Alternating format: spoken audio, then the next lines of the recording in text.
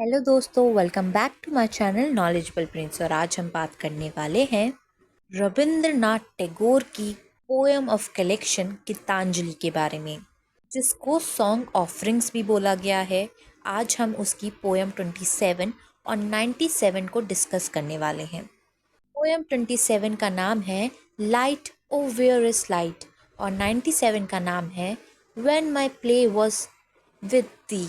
लेकिन उससे पहले हम जानते हैं रविंद्रनाथ टैगोर के बारे में। दोस्तों, रविंद्रनाथ टैगोर ने अपना कंट्रीब्यूशन दिया है लिटरेचर में, म्यूज़िक में, इंडियन आर्ट में 19 और अर्ली 20 सेंचुरीज में। वो पहले फर्स्ट नॉन यूरोपियन थे जिनको नोबेल प्राइज़ मिला था लिटरेचर में इन 1913, वो भी अपनी फेमस काम गीतांजलि के लिए, जो कि इंटरनेशनली फेमस हुई थी। रविंद्रनाथ टैगोर की जो पोएट्री है वो एक्सप्लोर करती है spiritual, nature, love, relationship between individual और डिवाइन जैसे थीम्स को। चलिए अब पोएम नंबर 27 को पढ़ते हैं और समझते हैं, जिसका टाइटल है light o where is light. Light, oh, where is light? Kindle it with the burning fire of desire. दोस्तों, इस लाइन में यहाँ स्पीकर स्पिरिचुअल एनलाइटमेंट या रोशनी की तलाश कर रहे हैं। लाइट का मतलब है ज्ञान, सच्चाई, और बर्निंग फायर ऑफ डिज़ायर का मतलब है वो इंटेंस इच्छा या जुनून जो इस रोशनी को जगाने के लिए चाहिए। In short, speaker spiritual enlightenment की खोज में है, जो नॉलेज, ज्ञान, ट्रुथ और डिवाइन प्रेजेंस इंक्लूड करता है। There is the lamp but never a flicker of flame, is such thy fate my heart. इस लाइन का मतलब है दिल जो आत्मा का घर है, उसमें एक लैम्प है जो स्पिरिचुअल अवेकनिंग की संभावना रखता है, पर कोई फ्लेम नहीं। लेकिन कोई भी एनलाइटमेंट, कोई भी स्पिरिचुअल एनलाइटमेंट नहीं है। स्पीकर सोच रहे हैं कि क्या ये उदासी, ये अधूरापन उस दिल की किस्मत है। स्पीकर जो है एक स्पिरिचुअल एनलाइटमेंट की खोज में है। तो स्पिरिचुअल एनलाइटमेंट का मतलब है जब हमें पता चले ट्रू नेचर ऑफ रियलिटी के बारे में। यहाँ पर स्पीकर बोल रहे हैं कि वो चाहते हैं कि उनके मन में स्पिरिचुअल अवेकनिंग हो, लेकिन कोई भी उन्हें ऐसी उम्मीद नहीं दिख रही कि ऐसा कुछ हो सकता है। Death were better by far of thy. यहाँ स्पीकर कह रहे हैं कि बिना स्पिरिचुअल लाइट या पर्पस के जीना मरने से भी बुरा है। जब इंसान को उसकी लाइफ का पर्पस ना पता हो, इस दुनिया का पर्पस ना पता हो, तो वो किसी डेथ के इक्वल ही है। यहाँ पे स्पीकर ये बोल रहे हैं। आगे स्पीकर बोलते हैं, misery knocks at thy door and her message is that thy lord is wakeful and he calls thee to the love tryst through the darkness of night. यहाँ लॉर्ड यहाँ पर गॉड को दर्शाता है जो हमेशा जागते हैं, और मिजरी और डार्कनेस जीवन की कठिनाइयों को सिंबलाइज करता है।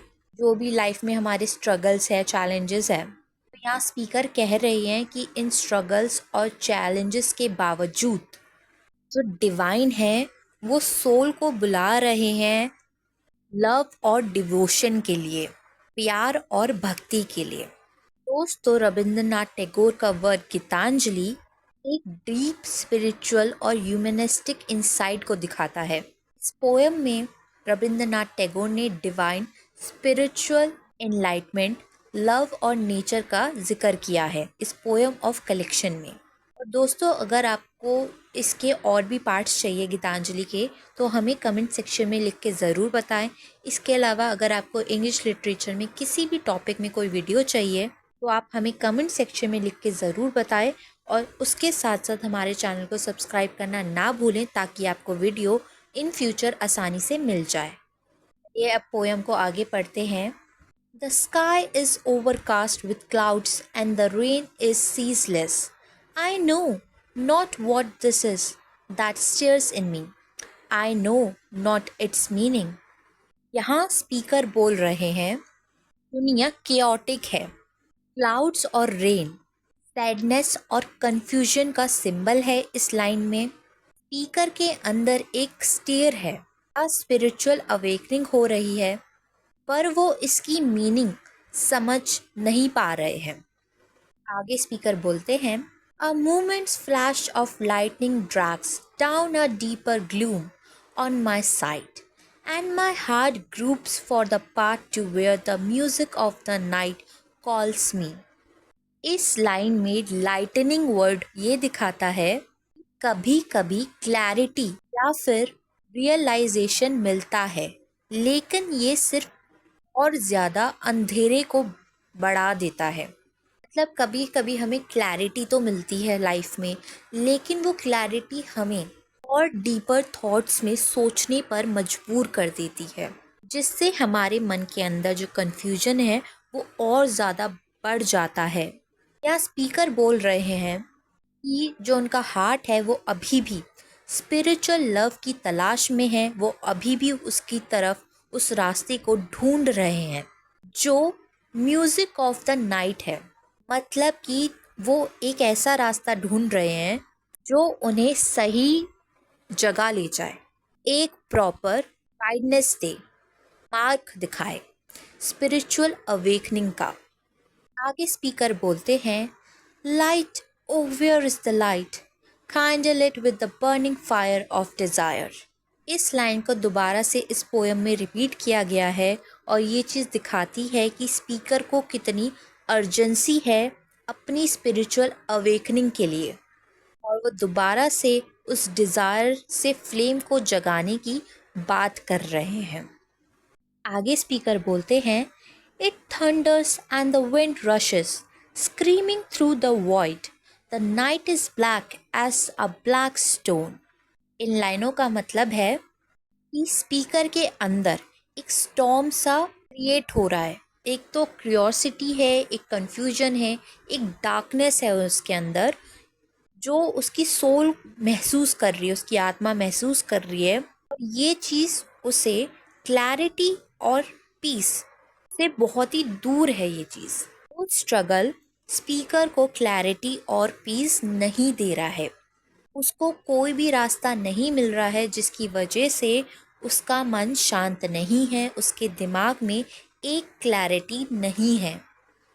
आगे स्पीकर बोलते हैं, let not the hours pass by in the dark, kindle the lamp of love with thy life. इन लाइनों में स्पीकर यहाँ कॉल टू एक्शन दे रहे हैं। वो कह रहे हैं कि अपनी ज़िंदगी को इग्नोरेंस या स्पिरिचुअल डार्कनेस में खर्च ना करें। अपनी लाइफ को इग्नोरेंस और डार्कनेस के रास्ते पर नहीं लेकर जाना चाहिए हमें। लैम्प ऑफ लव का मतलब है एक ऐसी ज़िंदगी जो दिव्य डिवाइन प्रेम और स्पिरिचुअल रियलाइजेशन से भरी हो, जो स्पीकर की खुद की लाइफ और एफर्ट से जागनी चाहिए।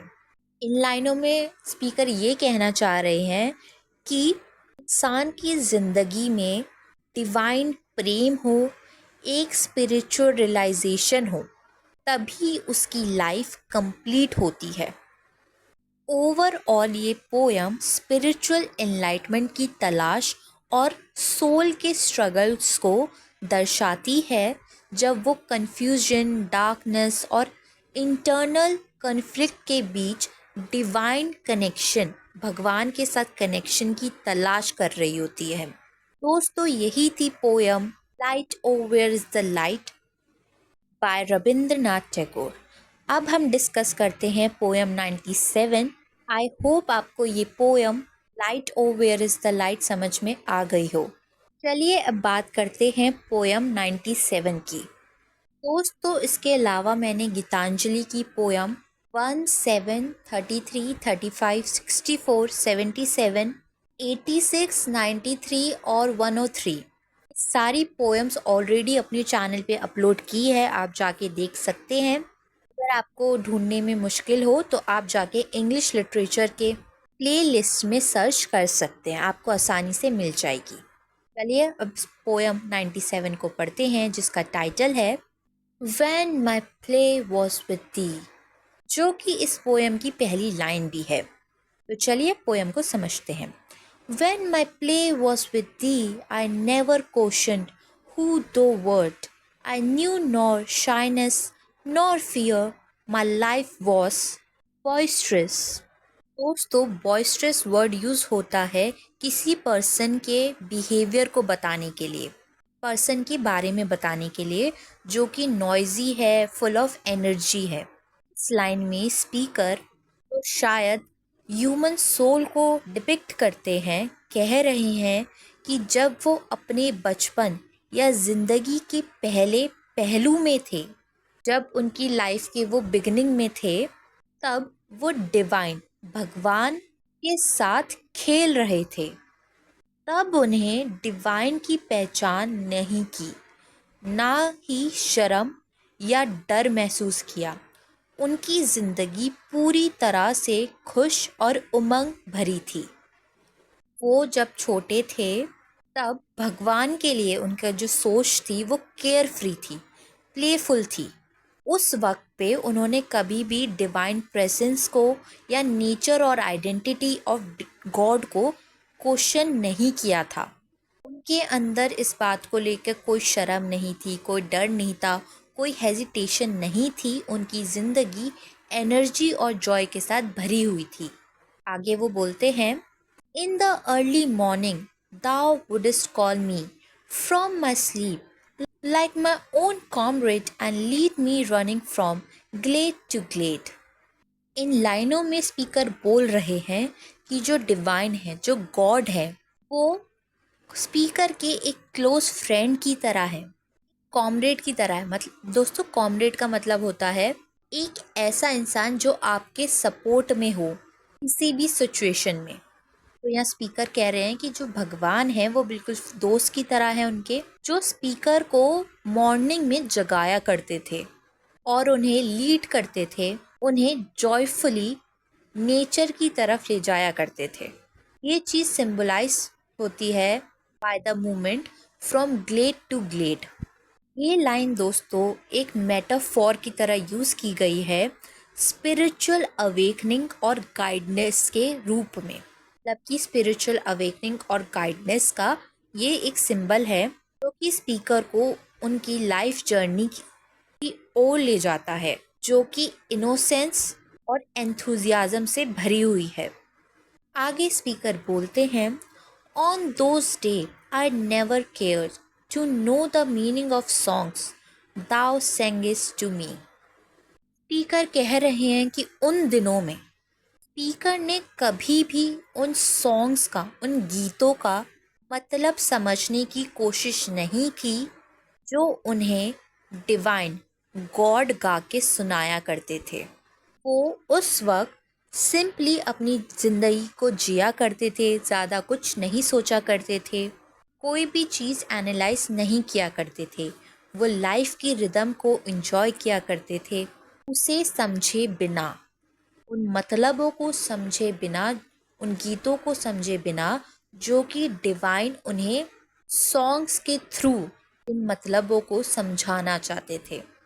आगे स्पीकर बोलते हैं, only my voice took up the tunes and my heart danced in their cadence. तो cadence का मतलब होता है जब हमारी आवाज़ जो है, हम बोलते हैं, उसका ऊपर नीचे होना। इन लाइनों में स्पीकर बोल रहे हैं कि स्पीकर उन दिनों में जॉयफुली, खुशी से मिमिक्ड और पार्टिसिपेट किया करते थे डिवाइन्स के एक्सप्रेशन को, उन्हें समझे बिना। मतलब कि स्पीकर उन गीतों को जो भगवान डिवाइन गाया करते थे, उन गीतों को सुनते थे और उन्हीं के साथ, डिवाइन के साथ गुनगुनाते भी थे। लेकिन उन गीतों को जब वो गुनगुनाते थे तब उन्हें उन गीतों के शब्दों का, उन वर्ड्स का मतलब नहीं पता था, समझ में नहीं आता था। वो बस डिवाइन के साथ गाया करते थे, गुनगुनाया करते थे और उनका दिल खुशियों से भर जाया करता था उन गीतों को सुन के, उन डिवाइन सॉन्ग को सुन के। ये चीज़ इंडिकेट करती है एक डीप कनेक्शन को स्पिरिचुअलिटी से, बिना किसी इंटेलेक्चुअल और एनालिटिकल इन्वॉल्वमेंट के। मतलब कि वो स्पिरिचुअली कनेक्टेड थे डिवाइन से, लेकिन उन्हें उन चीज़ों का मतलब इतना ज्ञान नहीं था, वो चीज़ों को एनालाइज नहीं किया करते थे। आगे स्पीकर बोलते हैं, now when the play time is over, what is the sudden sight that is come upon me. इन लाइनों का मतलब है कि जब स्पीकर मैच्योर हुए, बड़े हुए, जब उनका प्लेफुल और केयर फ्री पीरियड ख़त्म हुआ, उस वक्त पे उन्हें एक्सपीरियंस हुआ उस मोमेंट का, उन्हें रियलाइज़ हुआ उन मोमेंट्स का। उस वक्त उन्हें अच्छी एक डीपर अंडरस्टैंडिंग मिली डिवाइन की, इस दुनिया की। ये चीज़ सिंबलाइज करती है कि जो ग्रोइंग अप है, मतलब कि जब हम बड़े होते हैं, मैच्योर होते हैं, तब हम स्पिरिचुअल एनलाइटमेंट के फेस में एंटर होते हैं। आगे स्पीकर बोलते हैं, the world with eyes bent upon thy feet stands in awe with all its silent stars. इन लाइनों में स्पीकर बोल रहे हैं, अब स्पीकर को डिविनिटी, उस रिलीजन, उस भगवान की समझ हो गई है जिसको वो बचपन में ग्रांटेड लिया करते थे। द वर्ल्ड रिप्रेजेंट करता है पीपल को, दुनिया के, और silent stars gaze in awe at the feet of the divine suggest करता है रियलाइजेशन को, उस गॉड, उस मेजेस्टी के रियलाइजेशन को, उस डिवाइन की प्रेजेंस को जो कि मौजूद है इस दुनिया में, जो कि हमें पावरफुल, ब्यूटीफुल, रिलीजियस और मॉरल सिग्निफिकेंस प्रोवाइड करती है। यहाँ पर जो यूनिवर्स है वो खुद इस चीज़ का सबूत होता है। दोस्तों, ये पोयम रिफ्लेक्ट करती है journey from innocence and carefree life to deeper and more understanding of divine. कैसे जो स्पीकर है या फिर कोई भी एक इंसान है, जो वो अपनी लाइफ की जर्नी है, अपनी ज़िंदगी की जो शुरुआत है, वो इनोसेंस के साथ करता है। एक ऐसे स्टेट में होता है जहाँ पे वो चीज़ों को उस वक्त पे एनालाइज नहीं करता, ज़्यादा उन चीज़ों के बारे में नहीं सोचता। लेकिन वो जैसे जैसे बड़ा होता जाता है, उसकी मैच्योरिटी इंक्रीज़ होती जाती है, तब वो उस डिवाइन के बारे में सोचता भी है और समझता भी है। इस पोयम में स्पीकर ने बताया है कि वो जब छोटे थे तब वो गॉड की प्रेजेंस को एंजॉय किया करते थे, बिना किसी क्वेश्चंस के उन चीज़ों को महसूस किया करते थे। लेकिन जैसे जैसे वो बड़े हुए, मैच्योर हुए, तब उन्हें रियलाइज़ हुई ये चीज़ कि वो चीज़ें कितनी ग्रेट थी। दोस्तों, यही थी poem 97, when my play was with king. I hope आपको पोयम समझ में आ गई हो। आज की वीडियो के लिए बस इतना ही। और वीडियोस देखने के लिए हमारे चैनल को लाइक करें, शेयर करें और सब्सक्राइब करना ना भूलें, ताकि आप आने वाली वीडियोस को मिस ना करें। Thank you for watching.